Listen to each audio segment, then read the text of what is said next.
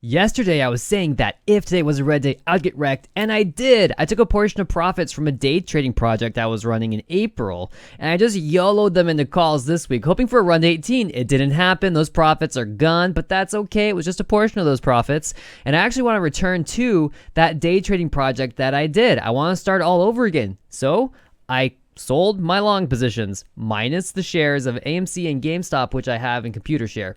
Now, this is just my brokerage account with TD Ameritrade, in which I liquidate everything. So I'm sitting in cash now, about $800, and I'm going to restart that day trading project where I have a trading plan, I have complementary analysis, and I'm charting those day trades every single day and sharing them. I'm going to go back to that method. I want to produce better content because I'm almost at 1,000 subscribers. I'm so close to monetizing. And if I can do that, I really want to. If you're enjoying this content, please subscribe. This is AMC on the daily time frame. You can see that there is a blue symmetrical triangle here, and I am expecting to find a push higher to actually reach that target near $16. The price almost made it here, almost, not quite. And I was expecting to see a handle, a period of consolidation after the bullish breakout from that symmetrical triangle, which is an ugly double bottom. We are seeing a handle, however, it is tilted downward and it takes the form of a pennant, which I'm going to zoom in and show now on the 15-minute time frame.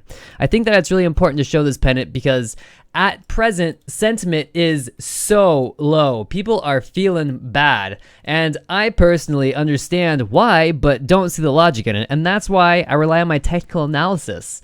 I use Bulkowski's chart patterns from thepatternSite.com above me, and he also has a bunch of books. I say all this stuff all the time because I'm getting a lot of new subscribers. So this book, Chart Patterns, Getting Started in Chart Patterns by Thomas Bulkowski, it's a great guide, good place to start. I usually recommend that people start with Trading Basics, Evolution of a Trader, but that's the book that has all the chart patterns in it, not all of them, but a lot of them. So here we go. This is a pennant, and it's not a falling wedge because it takes 3 weeks to develop a wedge and a triangle. So it's not neither of those things. It's a pennant. The flagpole did feature a flag, which you can see here, and it was a half staff formation, meaning that the breakout was as tall as the flagpole, which is really great. I'm hoping to see that same effect, except on this overall pattern. On this run from 10 to 16, I want to see another $6 breakout from about 12, where we're sitting now, to reach 18. And I think that is very, very probable. It'll be a measured move up. I have some Elliott waveform analysis that supports that. I'm not going to show that now for the sake of brevity. I want to focus on this pennant. I have a target of $14.20. The probability of an upward breakout is 57%. I am still optimistic. I'm not going to be bearish on AMC until there's a downward breakout from this consolidation pattern and the price breaks this uptrend, which is shown here in a green dashed line and was started by the ugly double bottom. So far, so good. Now, if this trend line breaks, then it's time to get bearish, and I'll get there if it happens. I was bearish on AMC from December of last year to just recently, a few weeks ago, till May 8th actually, and I'm just really excited to be bullish again. And I don't really want to have to go back to looking at downward breakouts and bearish patterns. That's not where I want to be. I want to see these stocks soar. I do, and the analysis right now is supporting the idea that they might. So moving to next week, I'm going to try to trade this pennant, watch for an upward breakout, and I'm going to be charting that progress and sharing it all. So that'll be a lot of fun.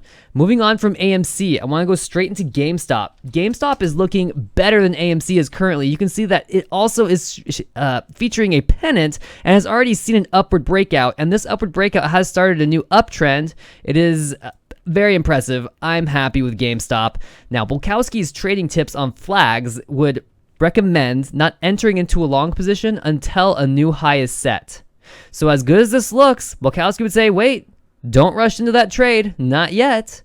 He says that it needs to make a new high, and if it can make a new high, that would probably be a breakout from this big downtrend, and that would be a really big deal. This downtrend is similar to the downtrend in AMC, which is currently sitting at around $25, which is where I see the price moving to before turning down if it's going to.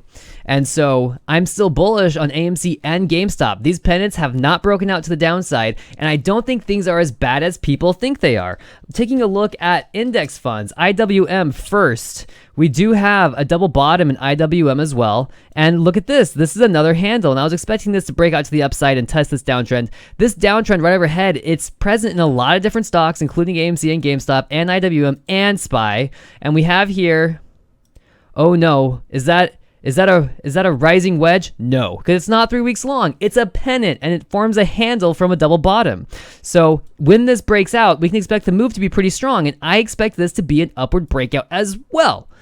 This is not scary to me. Nope, the markets are just consolidating. We're taking a breath as we're turning around, and I think sentiment is greatly overstated to the downside. I think that we're going to have some breakouts going up. Things aren't as bad as people think they are because everyone's drinking that social media, market crash, end of the world, doomsday Kool-Aid.